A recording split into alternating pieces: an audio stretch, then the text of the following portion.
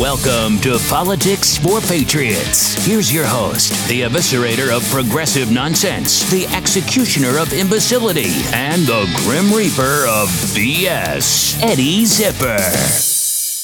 If you listen to the Ben Shapiro show, you probably already know that Ben Shapiro challenged Democratic Socialist Alexandria Ocasio-Cortez to a debate. Ben's invitation sounded like this. I would love to have a real conversation with you about the issues. You've noted you think Republicans are afraid to debate you or talk to you or discuss the issues with you. Not only am I eager to discuss the issues with you, I'm willing to offer $10,000 to your campaign today for you to come on our Sunday special and we can have an hour-long conversation about all the topics under the sun. But somehow, inexplicably, Alexandria Ocasio-Cortez heard this. Hey, baby, want to have an hour-long public conversation about trade policy and the vagaries of Viennese economics versus neo-Marxist economics? That must be the way she heard it, because she accused him of catcalling her and having bad intentions. I think we all know what the bad intentions are. Ben is smart. He defends his positions with facts, logic, and reason. Alexandria defends her positions like this. I am not the expert on geopolitics. I don't know about you, but that clip makes me feel super comfortable that she is about to occupy a seat in the U.S. House of Representatives. So obviously, we know what Ben's bad intentions are. Ben's bad intentions are to use his ideas to make her ideas look like they're maybe not very smart. Very bad intentions, Ben, to put your ideas next to Alexandria Ocasio-Cortez's ideas and then showcase them for the world to see.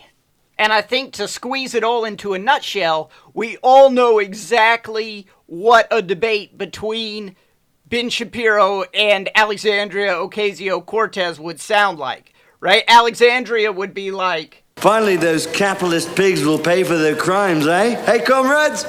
And then Ben Shapiro would respond with, "Yay, capitalism."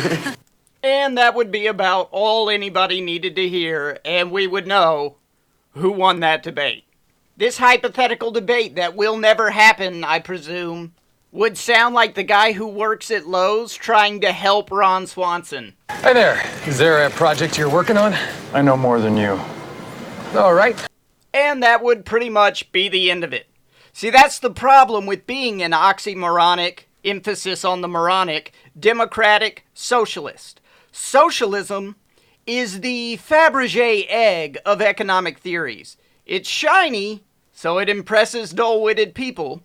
It's outrageously expensive, and it's also extremely fragile. It absolutely cannot, under any circumstances, be exposed to critical analysis because it will shatter into a million pieces. In order to win a debate where you are on the side of socialism, you have to be able to explain why it has failed miserably across space and time throughout history. You have to explain how you are going to pay for multi-trillion-dollar programs. You have to explain why people shouldn't be entitled to the fruits of their own labor. So it's a pretty steep hill to climb. If I were a socialist, I would certainly close myself off to any sort of debate. I mean, Trevor Noah from The Daily Show asked questions that were too tough for Ocasio-Cortez to answer. Questions like, hey, how are you going to pay for that? So it's probably pretty smart to hold off on taking 90-mile-per-hour fastballs from Ben Shapiro until you've at least made contact with a softball lobbed underhanded by a cable TV comedian. We already have a little socialism going on. We have Social Security in the United States. Everyone pays 6.2% of their salary, matched by 6.2% from the employer. Then everyone gets back money, even if it turns out to be lots more than they put in. That's a socialist program. And it would be working fantastically if the population were getting smaller over time.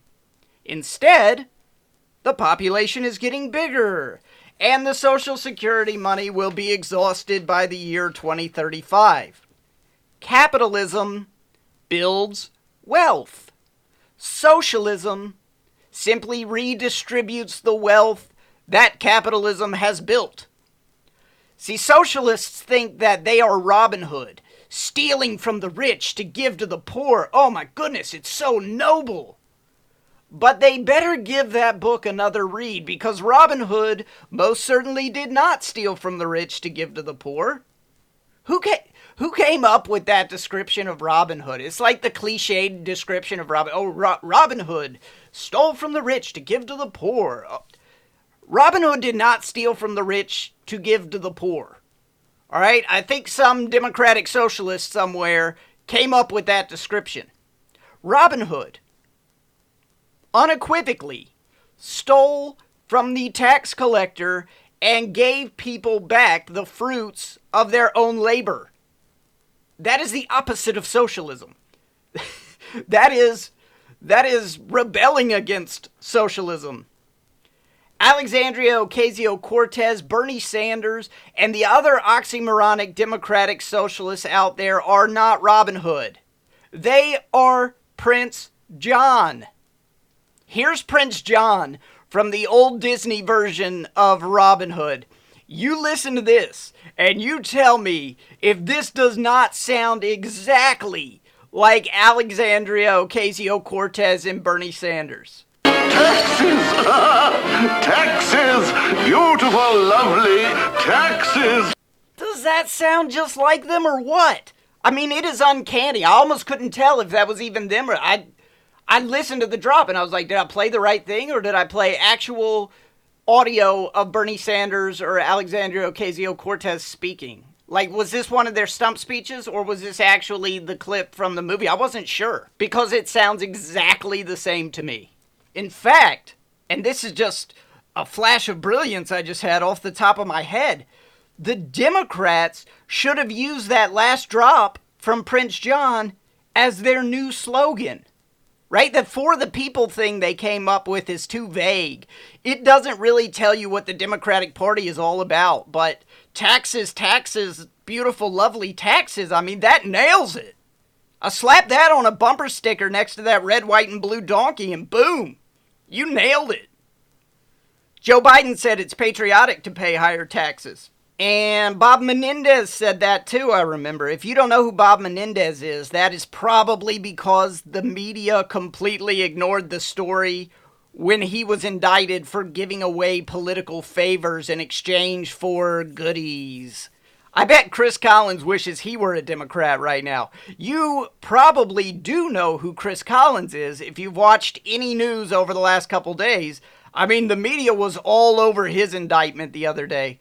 And trying to connect it to Trump, all the headlines said, Chris Collins, the first representative to endorse Trump, indicted on insider trading.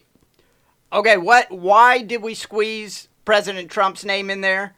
Because we need the clicks, right? That's the clickbaity portion of the headline. You just connect Donald Trump to it, however attenuated the connection is, and all your leftist readers will definitely click on it because, ooh, all I see is insider trading and Donald Trump. Ooh, yeah. This guy is going to jail and he endorsed Donald Trump? Impeach 45. So the media was all over the Collins indictment, but, I mean, you barely heard word one about Bob Menendez. I will bet you that the Chris Collins indictment has already received more media coverage than the Bob Menendez indictment did from beginning to end. When the Menendez trial was going on, I had to go to a local website in New Jersey to get the news. You could not find anything about it in the national news media, even though it was a U.S. senator on trial for this corruption. I mean, that's a pretty big deal. As Joe Biden would say, this is a big fucking deal.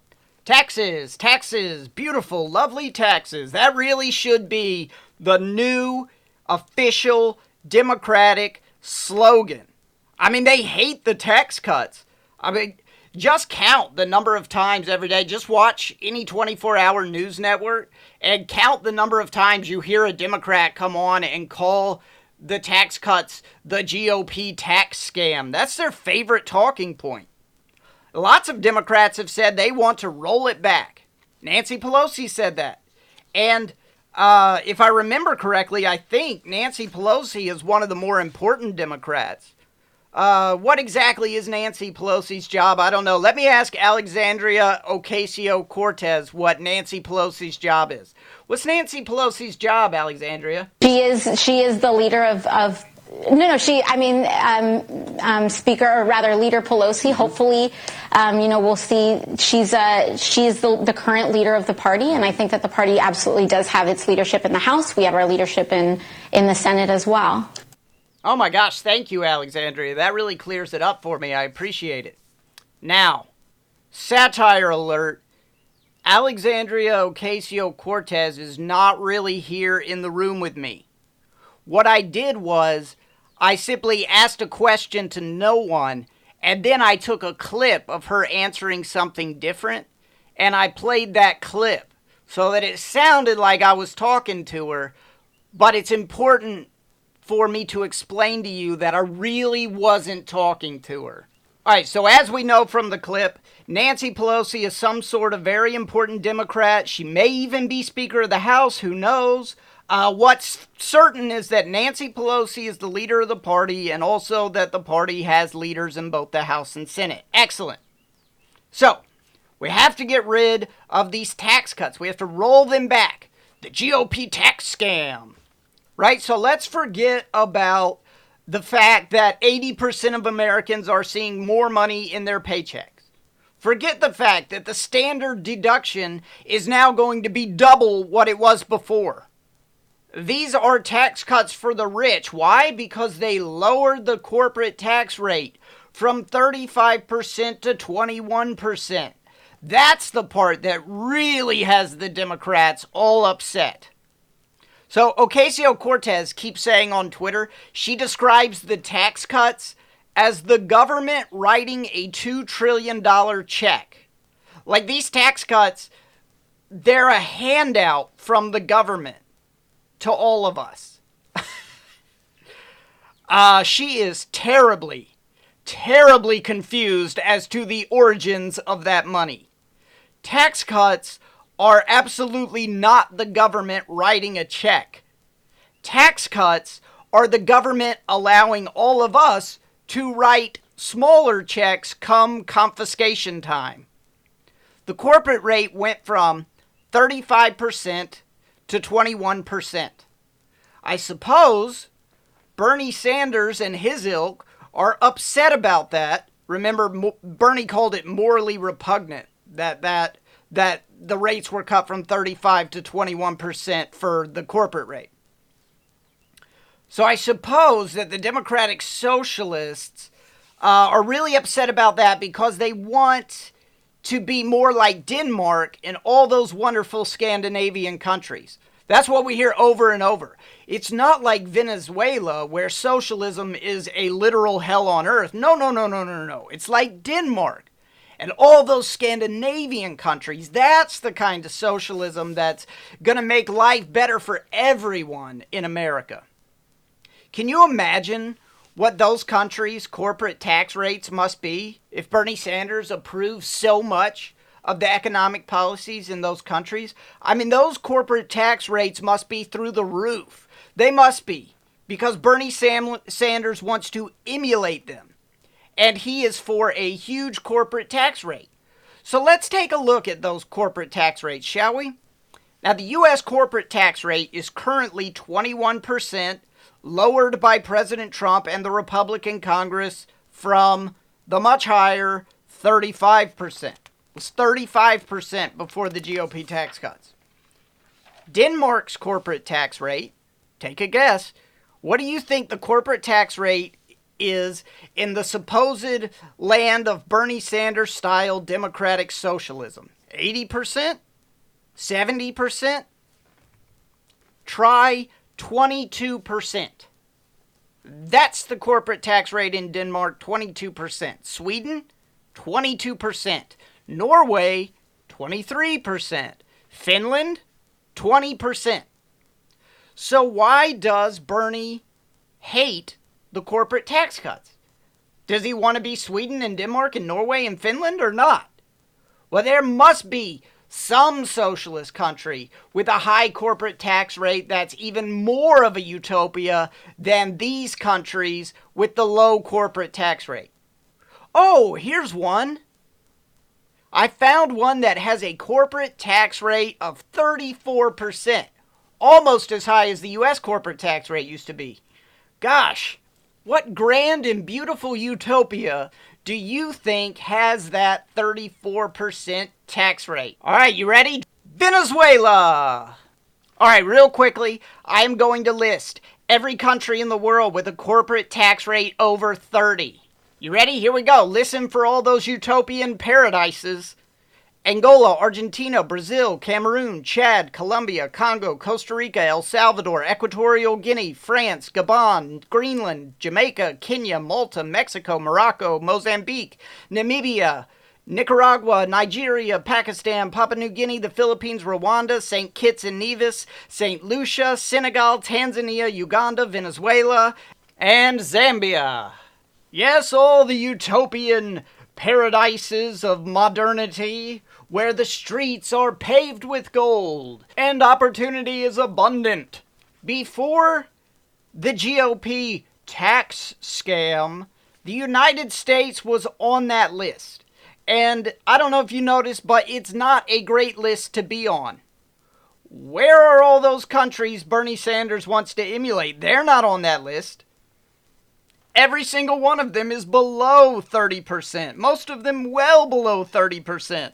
So Sanders called lowering the corporate tax rate morally repugnant, which is pretty weird since it was lowered to match all those countries whose supposed socialism he campaigned about with love sonnet after love sonnet.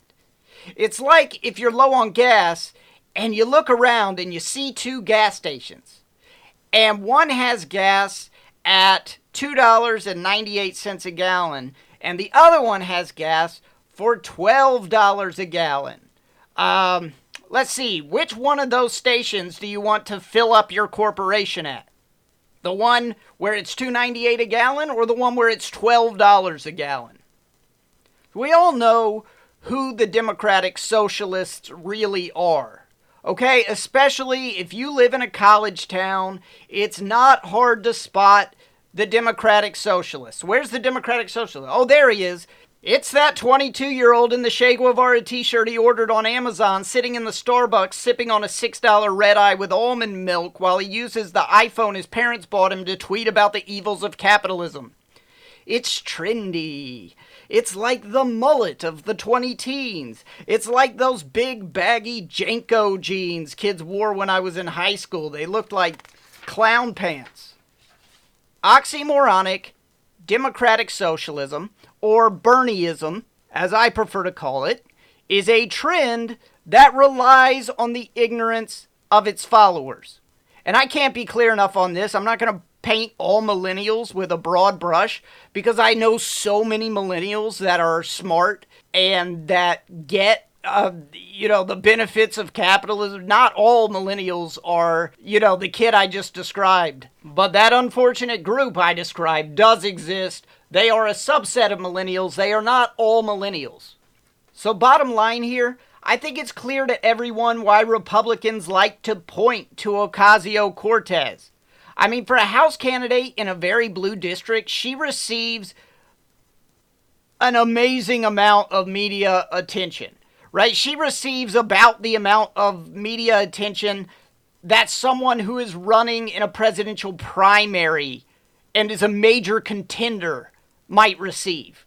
They have to be a major contender. I mean, Martin O'Malley, Jim Webb, some other guy, Lincoln Chafee, they ran in the Democratic primary last time. There was like no news coverage of them. They were like non-existent. She receives way more media coverage than they did when they were running for president. And on the Republican side, I can name several candidates who did not receive this much media attention for their run. But if you don't know what I'm talking about, I mean, go to Twitchy. If you don't know what Twitchy is, it's a conservative website that covers what people are saying on Twitter. Also, by the way, it's awesome. I love reading it. I go to Twitchy every day and read their stories. I mean, I love it. It's like the official historical record of leftists being owned by conservatives on Twitter. So it's definitely worth a look. It's pretty awesome. So anyway, Twitchy is running like 10 stories a day on Ocasio-Cortez because she's like the giving tree for conservatives. She is walking, talking proof that the Democratic endgame is nothing more than a kaleidoscope of nonsense. They are clearly making it up as they go along. A conservative wants to debate you and makes a completely civil offer to have you on his show. I would love to have a real conversation with you about the issues. You've noted you think Republicans are afraid to debate you or talk to you or discuss the issues with you.